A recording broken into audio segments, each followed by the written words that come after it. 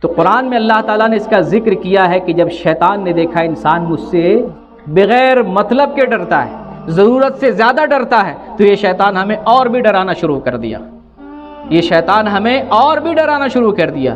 کچھ انسانوں میں شیطان ہے جو انسانوں کو ڈراتے ہیں۔ اگر ہمیں طبیعت ہماری خراب ہو گئی، ٹھیک نہیں ہو رہی، کسی بابا کے پاس جاؤ، کہے گا جنات کا اثر ہو گیا۔ بچی بیمار ہو گئی، کسی بابا کے پاس جائیں گے، جنات کا اثر ہو گیا۔ اسہال ہو رہا ہے، دست ہو رہا ہے، ٹھیک نہیں ہو رہا ہے، کسی بابا کے پاس جائیں کہ جنات آ گیا۔ ہر بات کو جنات سے، ہر بات کو جنات سے، ہر بات کو جنات سے۔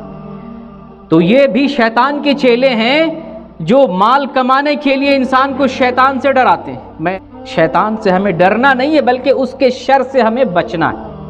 اسلام نے ہمیں حفاظت سکھائی، اسلام نے ہمیں طریقہ بتایا۔ اگر اس طریقے پر چلتے ہیں تو شیطان اسی طریقے سے بھاگے گا جس طریقے سے عمر رضی اللہ تعالیٰ عنہ سے بھاگا کرتا تھا۔ ایمان میں اتنی طاقت ہے، ایمان میں اتنی قوت ہے۔ اذان کی آواز سنتا ہے، حدیث میں آیا کہ پاد مار کے، گوس مار کے بھاگتا ہے۔ اللہ کا نام لیں اپنی زبان سے، اللہ کا نام نہیں لیتے، شیطان قریب نہیں آئے گا، حاوی نہیں ہوگا تو کیا کرے گا؟ اللہ کی بندگی کر کے تو دیکھیں، شیطان کیوں آئے گا آپ کے پاس؟ وہ تو بھاگتا ہے ایسے لوگوں سے، ایمان والوں سے۔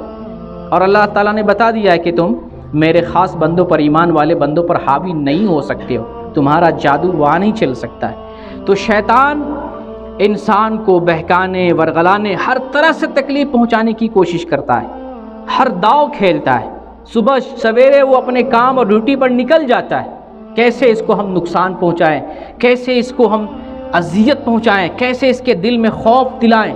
وہ روزی روٹی کا خوف دلائے گا، صدقہ کرنے سے روکے گا، جہاد کرنے سے روکے گا، مدد کرنے سے روکے گا، زناکاری کی طرف لگائے گا، برائی کا خیال دل میں پیدا کرے گا، بہت طرح سے ہمیں نقصان پہنچانے کی کوشش کرے گا۔ میں یہاں پہ دو بات کلیئر کرنا چاہتا ہوں، دو بات۔ ایک بات وہ جو ابھی میں ذکر کر رہا تھا، بلا ضرورت ڈرنا، اس کی ضرورت نہیں ہے۔ شیطان وہ ہے جس سے وہ ہم سے ڈرے گا، ہمارے ایمان سے خوف کھائے گا، ہمیں دیکھ کر بھاگے گا، لیکن ایمان چاہیے یہاں پر۔ ضرورت سے زیادہ اس سے ڈرنے کی ضرورت نہیں ہے، اس کا خوف یہاں بیٹھانے کی ضرورت نہیں ہے۔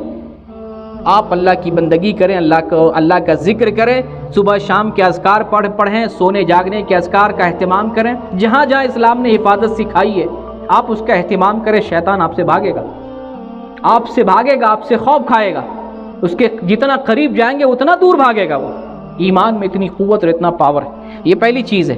اس لیے اگر گھر میں کچھ دیوار گر جائے تو یہ نہ سمجھ